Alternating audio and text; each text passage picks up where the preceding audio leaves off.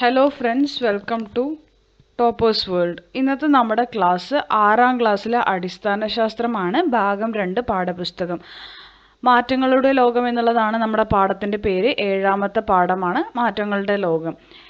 ഇതിലെ 2 ക്ലാസ്സുകൾ നമ്മൾ നേരത്തെ തന്നെ ചെയ്തിട്ടുണ്ട്. ഇത് നമ്മളുടെ 3ാമത്തെ ക്ലാസ്സാണ്. 3ാമത്തെ ക്ലാസ്സിൽ നമ്മൾ ഉൾപ്പെടുത്തിയിരിക്കുന്നത് ഇതിൻ്റെ പ്രവർത്തനങ്ങളാണ്.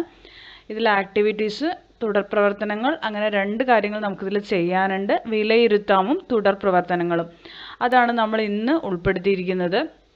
അപ്പോൾ എല്ലാവർക്കും ക്ലാസ്സിലേക്ക് സ്വാഗതം. ക്ലാസ് തുടങ്ങുന്നതിന് മുമ്പ് നമ്മുടെ ചാനൽ ആദ്യമായി കാണുന്നവരുണ്ടെങ്കിൽ ഒന്ന് സബ്സ്ക്രൈബ് ചെയ്ത് സപ്പോർട്ട് ചെയ്യുക. മാറ്റങ്ങളുടെ ലോകം. ആദ്യം തന്നെ വിലയിരുത്താം നോക്കാം. കൂട്ടത്തിൽ പെടാത്തത് ഏതാണ്? പടക്കം പൊട്ടുന്നു, കുപ്പി പൊട്ടുന്നു, പട്ടത്തിൻ്റെ ചരട് പൊട്ടുന്നു, വൈദ്യുത കമ്പി പൊട്ടുന്നു. പടക്കം, കുപ്പി, വൈദ്യുത കമ്പി, ഇത് എല്ലാം നമുക്കറിയാം എന്താണ്, വേറെ രീതിയിലുള്ള മാറ്റമാണ്, രാസമാറ്റങ്ങളിൽ വരും അല്ലേ.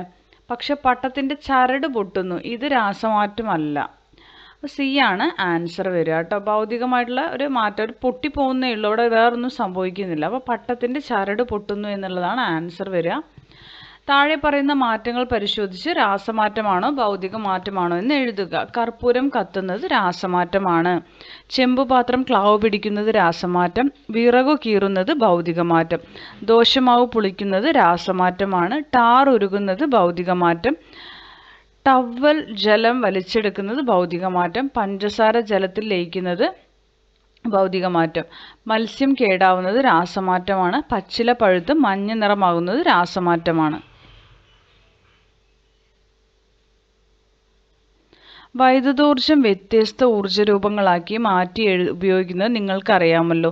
താഴെ കൊടുത്തിരിക്കുന്ന ഊർജ്ജമാറ്റങ്ങൾ പ്രയോജനപ്പെടുന്ന ഉപകരണങ്ങളുടെ പേരെഴുതുക. വൈദ്യുതോർജ്ജം താപോർജ്ജമായി മാറുന്നു. Electric ഹീറ്ററും electric അയണും. വൈദ്യുതോർജ്ജം രാസോർജ്ജമായി മാറുന്നു. ഇതിൽ ഇലക്ട്രിക് കെറ്റിലും കൂടി ഉണ്ട്. രാസോർജ്ജമായത് ബാറ്ററി ആണ് വൈദ്യുതോർജ്ജം രാസോർജ്ജമായിട്ട് മാറുന്നത്. അടുത്തത് വൈദ്യുതോർജ്ജം ശബ്ദോർജ്ജമായി മാറുന്നു. ലൗഡ് സ്പീക്കറും ഇലക്ട്രിക് ബെല്ലും. വൈദ്യുതോർജ്ജം പ്രകാശോർജ്ജമായി മാറുന്നു. Bulb, LED light, fluorescent lamp. താപം സ്വീകരിച്ച് നടക്കുന്ന മാറ്റങ്ങളെല്ലാം രാസമാറ്റങ്ങളാണ്. ഈ പ്രസ്താവന ശരിയാണോ? എന്തുകൊണ്ട്? താപം സ്വീകരിച്ച് നടക്കുന്ന എല്ലാ മാറ്റങ്ങളും രാസമാറ്റങ്ങളാണ്. അത് ശരിയാണോ? ആണെങ്കിൽ എന്തുകൊണ്ട്? ശരിയല്ല. കാരണം താപം സ്വീകരിച്ച് നടക്കുന്ന എല്ലാ മാറ്റങ്ങളും രാസമാറ്റങ്ങളല്ല. ചില ഭൗതിക മാറ്റങ്ങളും, ഉദാഹരണത്തിന് ഐസ് ഉരുകുന്നത്, താപം സ്വീകരിച്ചാണ് നടക്കുന്നത്. അടുത്തത് അടുക്കളയിൽ നടക്കുന്ന പ്രവർത്തനങ്ങൾ നിരീക്ഷിച്ച് രാസമാറ്റത്തിനും ഭൗതിക മാറ്റത്തിനും ഉദാഹരണങ്ങൾ കണ്ടെത്തി എഴുതുന്നതാണ്. തുടർ പ്രവർത്തനങ്ങളിൽ വരുന്നതാണ്. ഭൗതിക മാറ്റങ്ങൾ പച്ചക്കറി അരിയുന്നത്, വെള്ളം തിളപ്പിക്കുന്നത്, ഉപ്പ് വെള്ളത്തിൽ ലയിക്കുന്നത്, ഐസ് ഉരുകുന്നതെല്ലാം ഭൗതിക മാറ്റമാണ്. രാസമാറ്റങ്ങൾ ഭക്ഷണം പാകം ചെയ്യുന്നത്, അരി വേവിക്കുന്നത്, പാൽ തൈരാകുന്നത്, പഴങ്ങൾ പഴുക്കുന്നത്. വൈദ്യുതി ഉപയോഗം കുറയ്ക്കാൻ സഹായിക്കുന്ന മാർഗങ്ങൾ കണ്ടെത്തി ശാസ്ത്ര പുസ്തകത്തിൽ രേഖപ്പെടുത്തൂ. പകൽ സമയങ്ങളിൽ ജനലുകളും വാതിലുകളും തുറന്നിട്ട് പ്രകൃതിദത്തമായ വെളിച്ചം ഉപയോഗിക്കുക. മുറികളിൽ നിന്ന് പുറത്തു പോകുമ്പോൾ ലൈറ്റുകളും ഫാനുകളും ഓഫ് ചെയ്യുക. വൈദ്യുതി ലഭിക്കുന്ന LED ബൾബുകൾ ലാഭിക്കുന്ന LED ബൾബുകൾ ഉപയോഗിക്കുക. ഉപകരണങ്ങൾ ഉപയോഗിക്കാത്ത സമയങ്ങളിൽ പ്ലഗ് സ്വിച്ച് ഓഫ് ചെയ്യുക. എനർജി സ്റ്റാർ റേറ്റിംഗ് ഉള്ള ഉപകരണങ്ങൾ വാങ്ങാൻ ശ്രദ്ധിക്കുക. താഴെ പറയുന്ന സന്ദർഭങ്ങളിൽ ഊർജ്ജ നഷ്ടം എങ്ങനെ കുറയ്ക്കാം? നിങ്ങളുടെ നിർദ്ദേശങ്ങൾ എഴുതി ക്ലാസ്സിൽ അവതരിപ്പിക്കൂ. അപ്പോൾ 3 സന്ദർഭങ്ങൾ തന്നിട്ടുണ്ട്. ഇതിൽ നമുക്ക് എങ്ങനെ കുറയ്ക്കാൻ പറ്റുന്നതാണ് കേട്ടോ ചോദ്യം. പഴയ ഫാൻ പ്രവർത്തിക്കുമ്പോൾ കൂടുതൽ ശബ്ദം ഉണ്ടാകുന്നു. വാഹനങ്ങളുടെ യന്ത്രഭാഗത്തിന് തേയ്മാനം സംഭവിക്കുന്നു. വിറകടുപ്പിൽ തീ പുറത്തേക്ക് പോകുന്നു. നമുക്ക് ഓരോന്ന് നോക്കാം. ആദ്യം, പഴയ ഫാൻ പ്രവർത്തിക്കുമ്പോൾ കൂടുതൽ ശബ്ദമുണ്ടാകുന്നു. ഫാൻ റിപ്പയർ ചെയ്യുകയോ പുതിയത് വാങ്ങുകയോ ചെയ്യുക.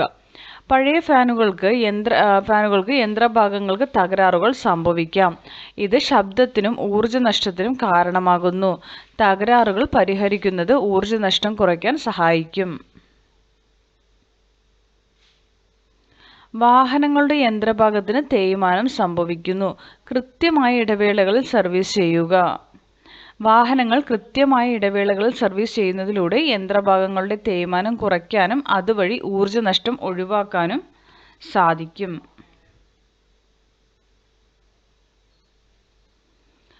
വിറകടുപ്പിൽ തീ പുറത്തേക്ക് പോകുന്നു. അടുപ്പിന്റെ ഘടന ക്രമീകരിക്കുക. അടുപ്പിന്റെ ഘടന ക്രമീകരിക്കുന്നതിലൂടെ തീ പുറത്തേക്ക് പോകാതെ വിറകിൽ നിന്നും പൂർണ്ണമായ ഊർജം ലഭിക്കാൻ സഹായിക്കും.